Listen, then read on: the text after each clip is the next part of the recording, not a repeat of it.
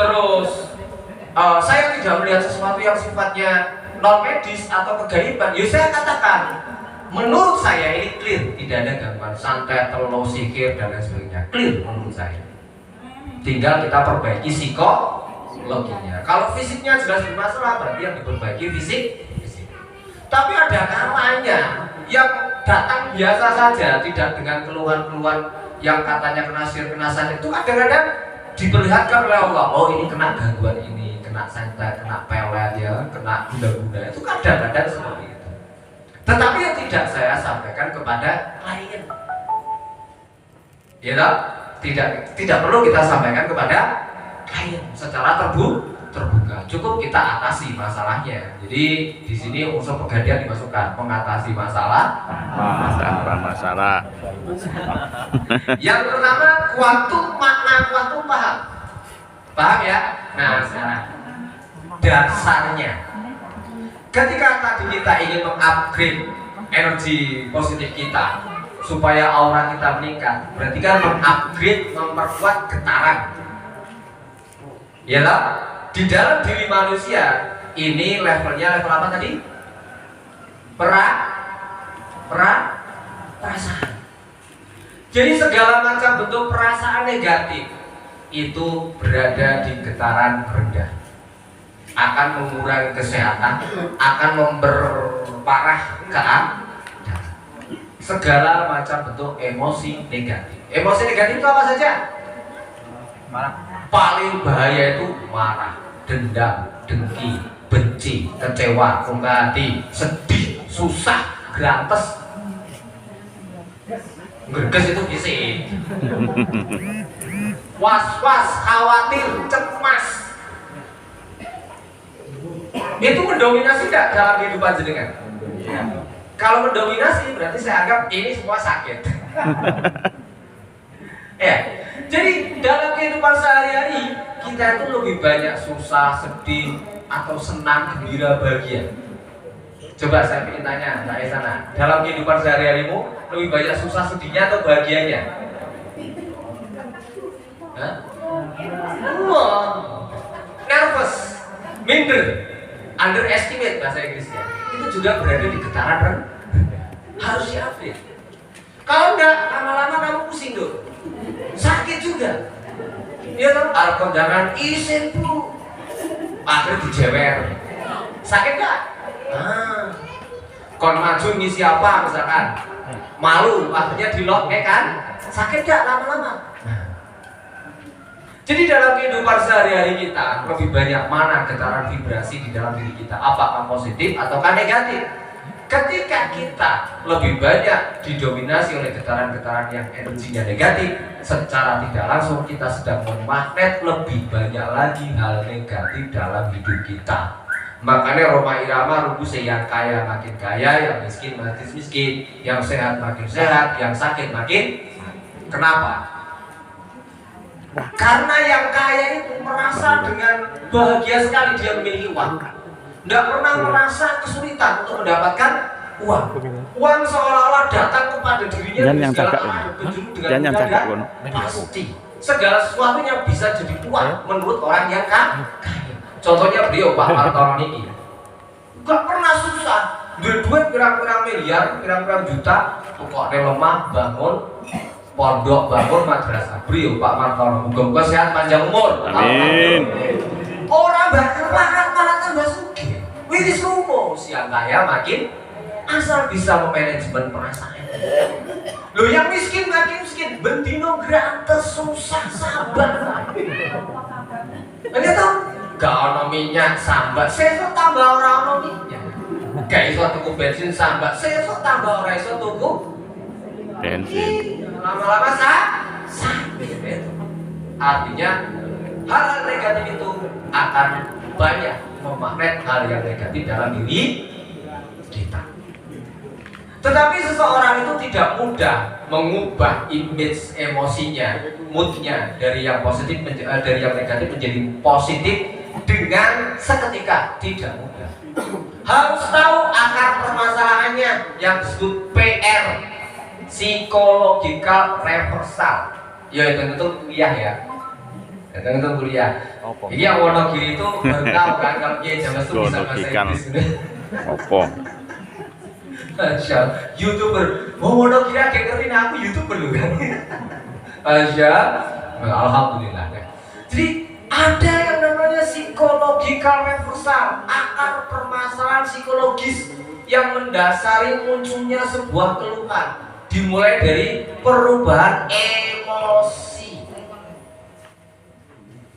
Dimulai dari apa? Perubahan emosi. Nanti akan kita pelajari di nomor 1 ini, masih di halaman 1. Kita jelaskan dulu makna kuatum, karena ini dasar yang utama harus kita paham.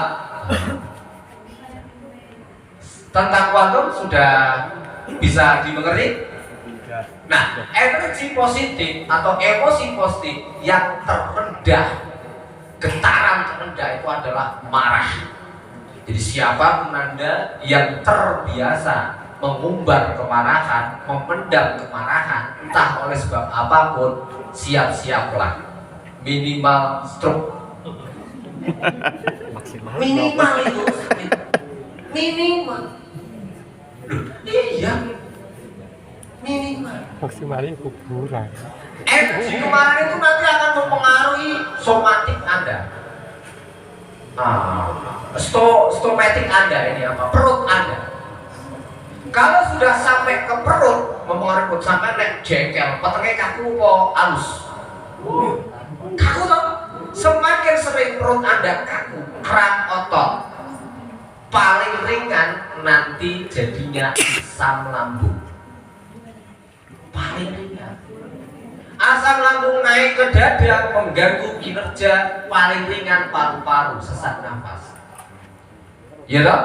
Mempengaruhi tulang Anda, dengan naik jengkel otot kabeh, kemertek kabeh. Wah, bendino dalam 24 jam, nek ditotal sampean emosinya 16 jam. Orang muni gornek turu tok. Gitu. Itu berarti kan otot-otot semua tegang. Terjadi yang namanya dislokasi tulang otot saraf sendi. Paling ringan dislokasi saraf. Kemudian dislokasi persendian, sering rematik, sering encok, sering pegelinu. Kemudian dislokasi tulang. Nah, kalau sudah dislokasi tulang itu paling kering karena benek nenek susah. Dislokasi tulang bisa menekan paru-paru, bisa menekan jantung. Ngerti-ngerti pasang ring.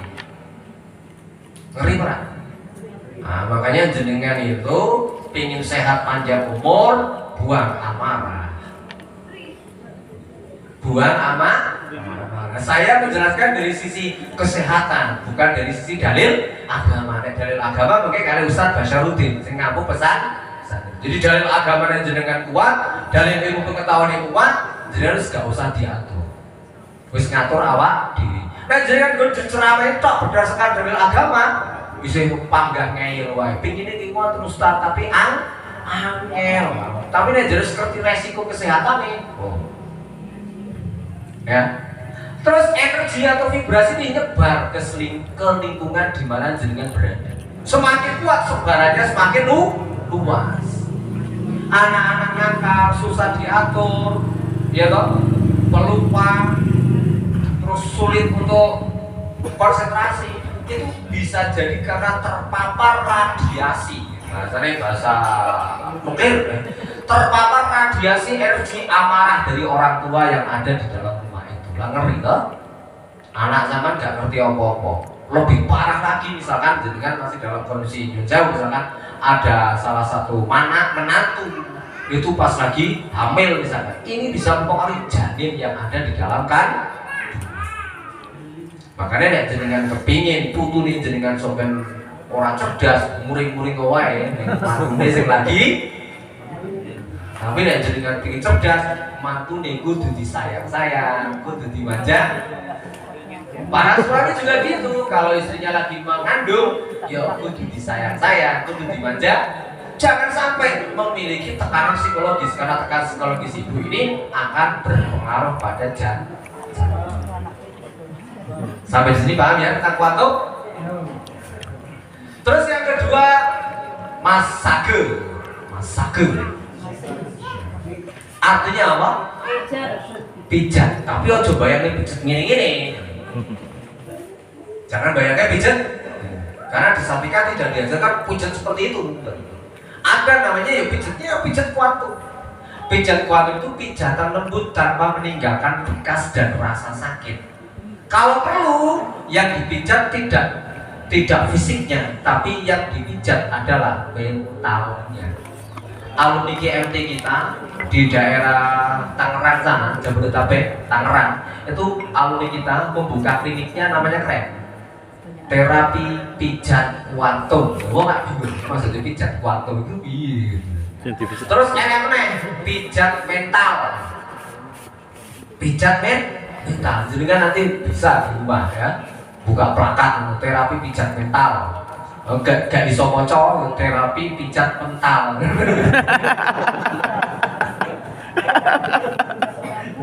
Terapi pijat mental. Jadi yang dipijat itu mentalnya, psikologinya, emosinya, perasaannya, bukan fisik. Kalau memang secara fisik ada masalah, ya dislokasi tulang, saraf, otot sendi, nah itu baru nanti kita observasi, kita lakukan recovery. Karena kalau fisiknya bermasalah, mental juga akan bermasalah. Karena tiga ini loh, mind, body, and soul ini, ya pikiran, tubuh dan jiwa kita itu saling berpengaruh satu sama lain. Terus yang ketiga kata terapi. Terapi itu artinya ikhtiar penyembuhan yang dilakukan secara rutin dan terus menerus.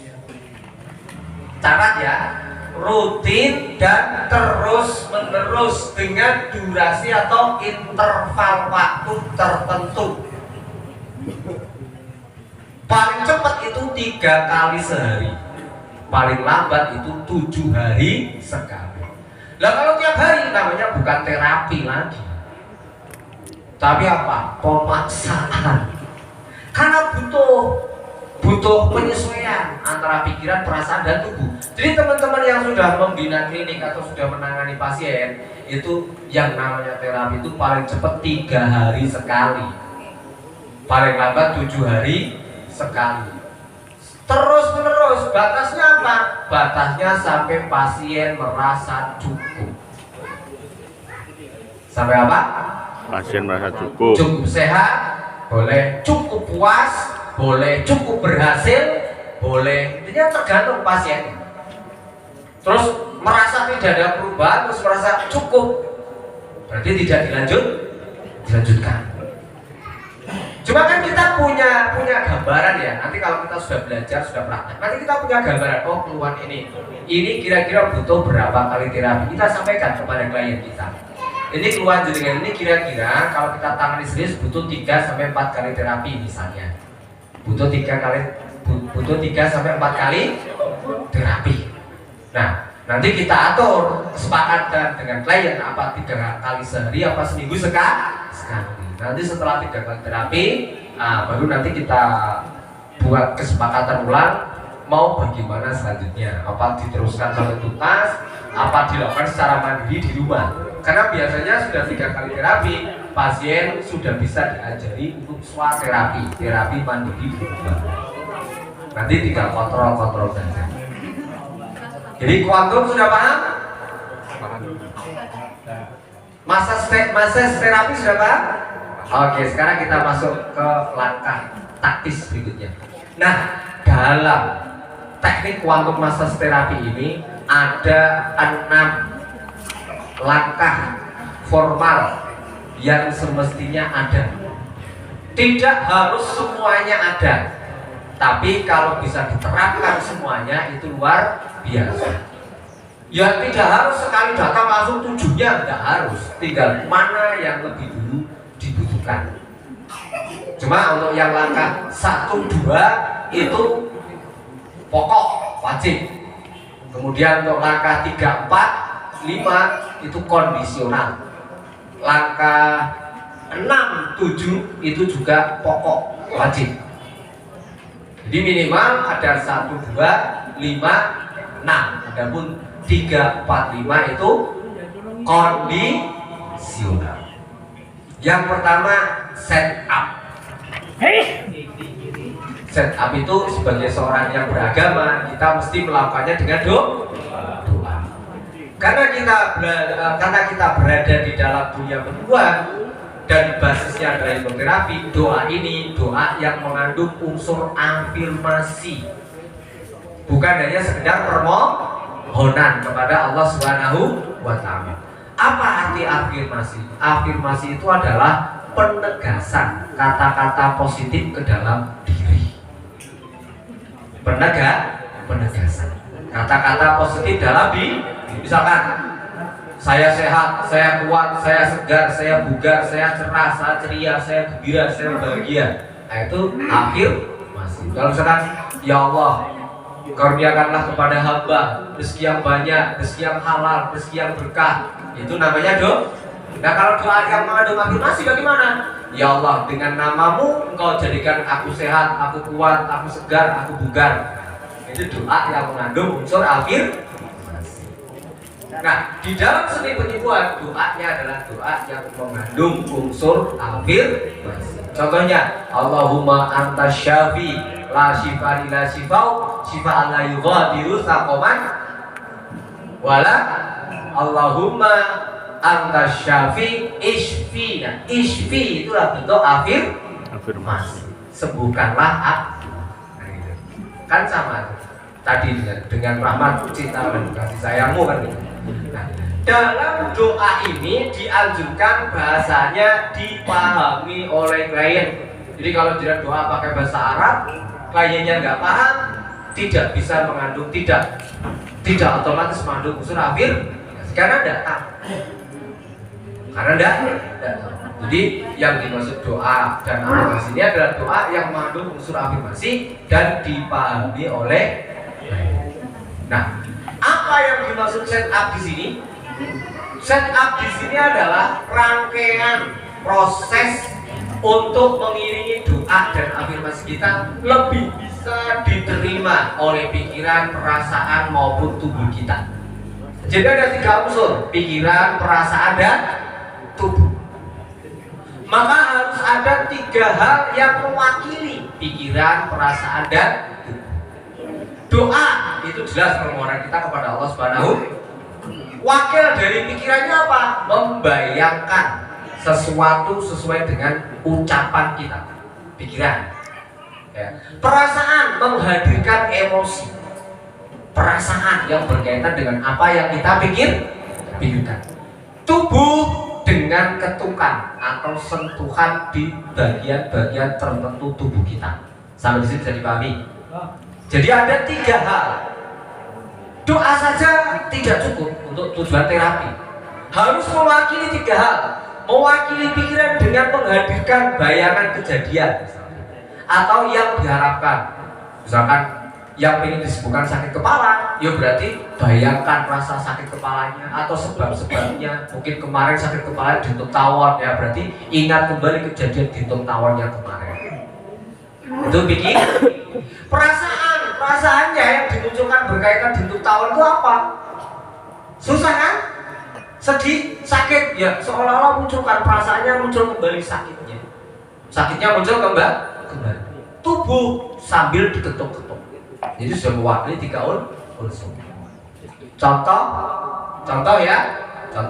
Coba semua munculkan kejadian negatif yang pernah terjadi dalam kehidupan Anda. Tidak perlu disebutkan, munculkan sendiri. Saya sambil berdiri ya. Oke. Ini sebagai latihan ya. Coba semua pejamkan mata untuk bisa mensinkronisasi antara pikiran, perasaan, dan tubuh. Pertama sekali Anda harus rileks. Pikiran Anda rileks, perasaan Anda rileks, tubuh Anda juga rileks. Oke, pejamkan mata dengan lembut. Kendorkan tulang otot saraf dan persendian Anda. Kendorkan sekendor mungkin. Bayangkan saja seolah-olah Anda tidur. Seolah-olah Anda tidur. Udah. Sekarang rasakan keluar masuknya nafas. Tarik nafas lembut. Hembuskan pelan-pelan. Tarik nafas lagi lembut. Hembuskan pelan-pelan. Sekali lagi tarik nafas lembut. Hembuskan pelan-pelan. Sekarang ikuti kata-kata saya di dalam hati. Ya Allah,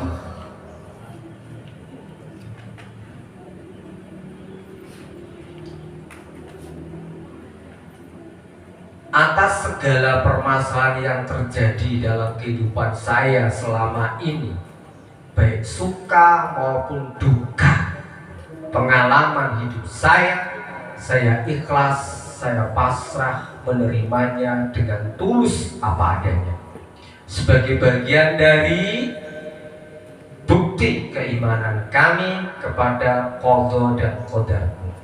Saya terima ya Allah segala kejadian, baik suka maupun duka yang pernah terjadi dalam kehidupan saya. Munculkan kejadian-kejadiannya, gambar-gambarnya, munculkan emosi dan perasaannya. Yang ingin menangis, yang ingin mengeluarkan air mata jangan ditahan. Hanya Anda yang tahu masalah Anda sendiri.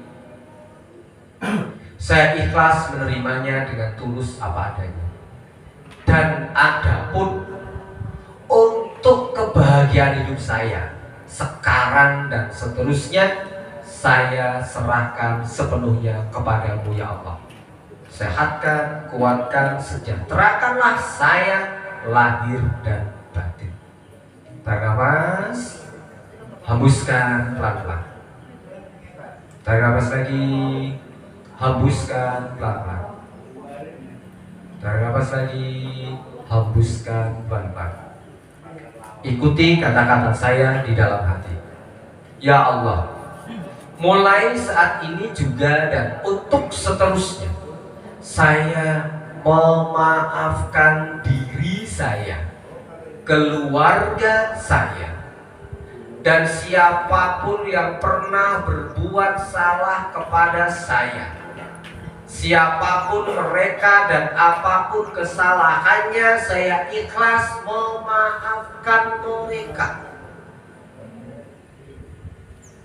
Demi untuk kebaikan saya, keluarga saya, sekarang dan seterusnya, memiliki kehidupan yang lebih tenang, tentram, damai, bahagia, sejahtera, lahir dan batin. Tarik nafas, hembuskan pelan-pelan. Tarik nafas lagi, hembuskan pelan-pelan. Ya Allah, mulai saat ini juga, sekarang juga dan untuk seterusnya,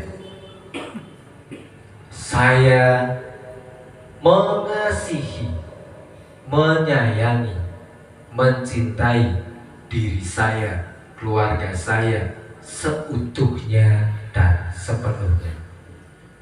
Berkailah saya dan orang-orang yang saya cintai dengan maaf, cinta, dan kasih sayang-Mu, dengan rahmat berkah-Mu untuk hidup kami yang lebih baik dan bermutu sekarang dan seterusnya. Amin. Sehatkan, kuatkan, sejahterakanlah saya ya Allah lahir dan batin. Al-Fatihah. Baca Fatihah dalam hatinya masing-masing.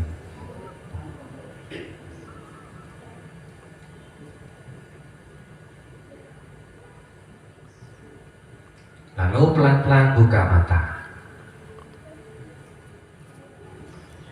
Alhamdulillah.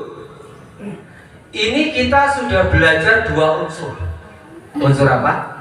Pikiran dan perasaan. Unsur fisiknya hanya baru kita sentuh dengan relaksasi, dengan mengendorkan otot-otot tubuh. Nah, sekarang kita melakukan hal yang sama sambil melakukan tapping atau ketukan pada titik-titik tertentu tubuh kita. Titik-titik tertentu itu kalau dalam bahasa akupunktur, akupresur itu adalah titik-titik meridian tubuh yang sangat mempengaruhi kesehatan tubuh kita. Jadi seandainya jenengan itu pulang dari sini kepingin melakukan praktek pijatan lembut, cukup mengacu pada titik-titik ini saja sudah cukup. Tidak perlu nguyoworo kemana-mana. Ya, kecuali kalau yang memang sudah belajar mendetail itu lebih bagus lagi. Cuma bagi Anda pemula, titik-titik ini itu sudah sangat recommended sekali untuk menjaga kesehatan tubuh kita. Gitu. Titik apa saja? Nah, di sini nanti akan kita jelaskan. Kita belajar setup-nya dulu. Kita lakukan proses seperti tadi sambil menekan titik source spot namanya. Titik source spot itu jenengan cari ya di sudut dada ini atas yang terasa nyeri. Kadang-kadang ya idealnya di sini ya. Cuma kadang-kadang yang nyerinya justru di sini. Nah, nggak masalah. Cuma disarankan di sini ya bicara. Sudah ketemu? Sudah ya. Tempatnya di mana? Nggak ada tempat dengan perasaan. Sudah? Oke. Sekarang pejamkan mata. Seperti tadi prosesnya. Ditekan-tekan, lembut saja. Tekan-tekan lembut, ya, dipijat-pijat lembut. Rasakan keluar masuknya nafas. Munculkan kejadian yang ingin dinetralkan. Misalkan amarah, ya, katakan di dalam hati, ikuti kata-kata saya.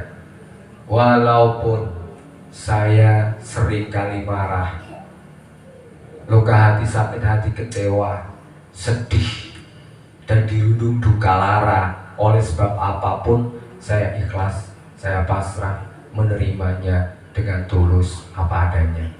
Walaupun saya sering dirundung rasa marah, dendam, dengki, permusuhan, luka hati, kecewa, sedih, takut, was-was, khawatir, saya ikhlas, saya pasrah menerimanya dengan tulus apa adanya. Walaupun saya sering kali terjebak dalam rasa marah, dendam, dengki, permusuhan, saya ikhlas, saya pasrah menerimanya dengan tulus apa adanya. Sekarang dan seterusnya, saya mengasihi diri saya seutuhnya dan sepenuhnya. Amin. Buka mata pelan-pelan. Itu namanya set up. Jadi sebelum kita memberikan terapi kepada orang lain, kita perlu melakukan set up. Mungkin di antara teman-teman yang ada di sini ada yang punya keluhan tertentu, boleh fisik ringan, boleh psikologi. Enggak, apa keluhannya? Jari tidak fleksibel untuk bergerak. Nah, kita lakukan yang namanya scaling question dulu. Scaling question itu pertanyaan untuk mengukur tingkat tingkat keluhan seorang pasien ya. Nah, tentu saja ini butuh yang namanya terapi, tetapi saat ini saya akan mencontohkan setup. Masalah yang dihadapi adalah tangan tidak fleksibel jarinya untuk bergerak. Tangan tidak fleksibel jarinya untuk bergerak. Yang mana? Yang kiri. Nah, coba digerakkan jari-jarinya dulu.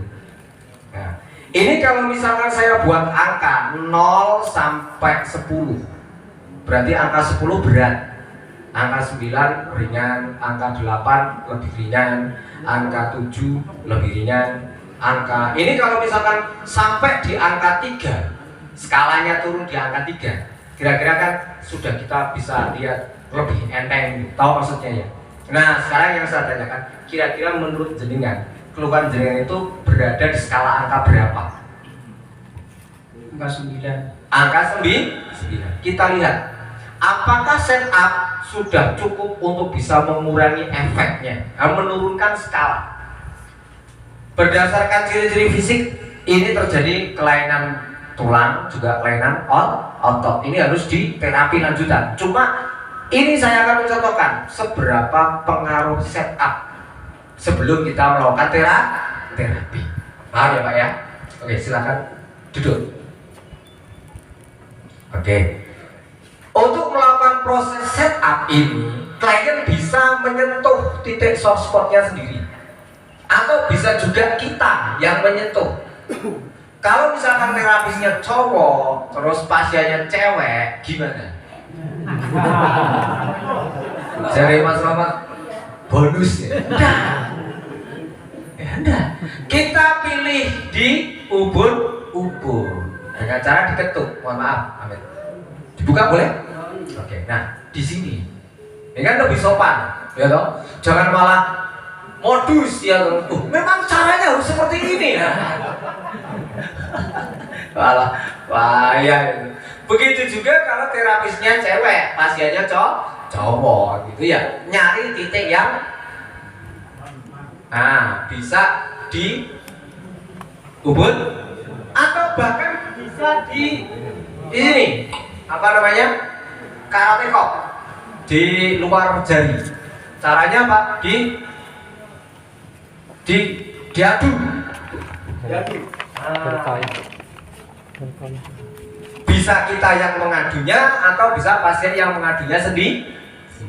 Oke, anggap saja ini karena skalanya 9, jadi agak berat ya. Maka kita yang melakukan prosesnya. Silakan pejamkan mata. Keluhannya adalah dulu sebabnya. Sebabnya tiba-tiba, berarti anggap saja sebabnya tidak tahu kan. Kalau misalkan lentok jenduk tawon, nah itu berarti kan tahu sebabnya. Oke, silakan pejamkan mata, rileks sejenak, tenangkan diri Anda. Karena ini sebabnya dia tidak tahu, tetapi dia memiliki harapan untuk sembuh. Maka bisa kita gunakan munculkan emosi positifnya. Tidak harus emosi negatifnya ya. Kita fokus pada apa yang dia inginkan, bukan fokus pada masalah yang dia hadapi. Tapi kalau orang yang terbayang-bayang pacar gelapnya, misalkan seperti itu harus dimunculkan wajah pacar gelapnya, karena itu yang ingin dinetralisir. Nah, kalau diharapkan ke depannya malah bayang ke seandainya saya dan pacar gelap saya bisa menikah, malah bisa-bisa seperti itu. Ya itu misalkan. Ini kan lagi tren ya untuk abad sekarang ini ya. Semoga kita semua tidak mengalami hal seperti itu. Amin ya Allah. Amin Allah. Saya bagus kan ini harusnya dilut Pak. Caranya aku prosok. Ya. Kamu deh Pak. Kamu yang klub Pak. Oke, relax nanti. Bu, ya apa? Ngomong sebenarnya kayak diperlihatkan oleh Allah itu. Saya cahayanya merah, kuning, hijau, kelabu. Pelangi ya. Coba mana? Relax santai. Rasakan keluar masuknya nafas. Tenangkan diri, damaikan diri. Terus munculkan harapan positif yang Anda inginkan. Bayangkan tangan Anda sudah normal kembali. Bayangkan Anda sudah bisa beraktivitas normal seperti sedia kala. Bayangkan saja. Atau bayangkan Anda difoto dan foto itu tangan Anda sudah normal, menggambarkan foto tangan Anda sudah normal. Munculkan rasa bahagianya. Betapa bahagianya ya Allah, aku bersyukur dan berterima kasih tangan saya sudah diberi kesembuhan. Oke. Sekarang ikuti kata-kata saya di dalam hati. Ya Allah, walaupun tangan saya mengalami kesulitan gerak karena sesuatu hal yang saya tidak tahu, saya ikhlas, saya pasrah menerimanya dengan tulus apa adanya. Walaupun tangan saya mengalami kesulitan gerak karena sesuatu hal yang saya tidak tahu pasti masalahnya, saya ikhlas, saya pasrah menerimanya dengan tulus apa adanya. Walaupun saya mengalami kesulitan gerak, tangan saya mengalami kesulitan gerak oleh suatu hal, saya ikhlas, saya pasrah menerimanya dengan tulus apa adanya. Untuk kesembuhannya ya Allah, saya serahkan sepenuhnya kepadamu. Sehatkan, kuatkan, sejahterakan saya lahir dan batin. Terima kasih ya Allah dan terima kasih. Al-Fatihah, baca Fatihah dalam hati. Bayangkan Fatihahnya ngalir ke tangan. Oke. Ini baru jurus nomor 1. Set up. Persiapan. Tujuannya untuk apa? Menyiapkan mental, pikiran, dan psikologi klien, juga fisik klien sebelum terapi yang sesungguhnya. Anggap saja ini pemanasan. Oke, sekarang buka mata. Oke. Coba sekarang diangkat tangannya. Nah, ada perubahan atau tidak dibanding dengan yang sebelumnya? Ada, agak ringan. Alhamdulillah. Kalau tadi angka 9, sekarang angka berapa? 8,6. Alhamdulillah. Nah, ini penting. Setup ini penting. Pentingnya apa? Oh, berarti klien saya sudah bisa menerima. Pikirannya sudah bisa menerima. Tubuhnya sudah bisa menerima apa? Menerima respon kesembuhan. Mentalnya juga sudah bisa. Ini ciri utama. Kalau jenengan nangani pasien diawali dengan setup terus sudah ada perubahan, itu tanda kesananya akan lebih mudah. Karena sudah terjalin connectedness, hubungan antara Anda dengan pasien Anda dengan baik. Paham maksudnya? Tetapi kalau di tahap awal ini, oh masih sama saja Ustaz. Nah, itu berarti pikirannya belum connect dengan kita, perasaannya juga belum connect, tubuhnya apalagi belum connect. Nah ini bisa diulang. Kalau sampai 3 kali setup belum juga ada perubahan, langsung katakan saja mungkin jodoh kesembuhan dengan tidak di sini. Saya sarankan ke terapis yang lain. Jangan dipaksa, karena ini sudah gak nyambung dulu. Ciri-cirinya gak nyambung, tidak bisa menerima sugesti secara mental, tidak bisa menerima sugesti secara fisik, tidak bisa menerima sugesti secara perasaan, dan itu kan buang-buang waktu.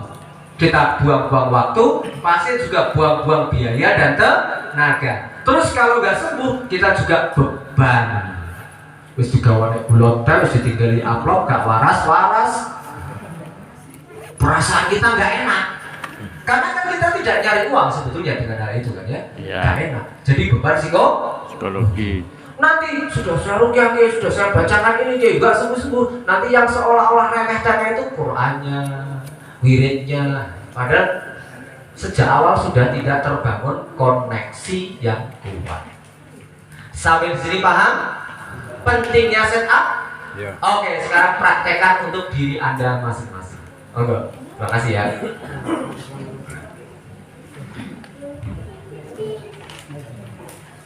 Apa yang akan Anda netralisir?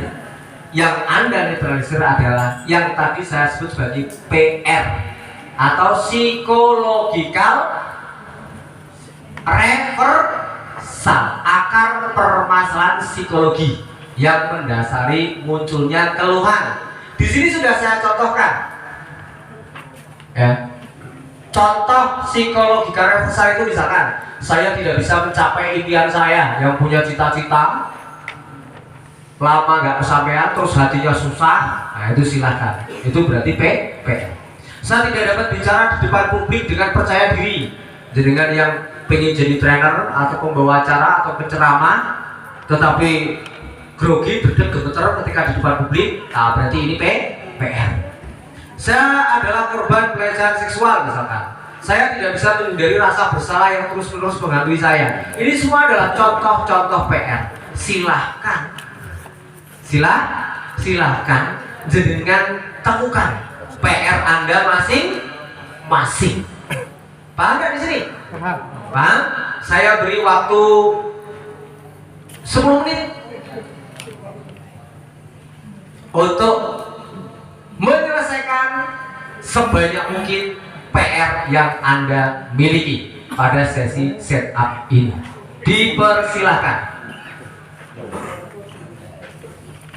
Monggo.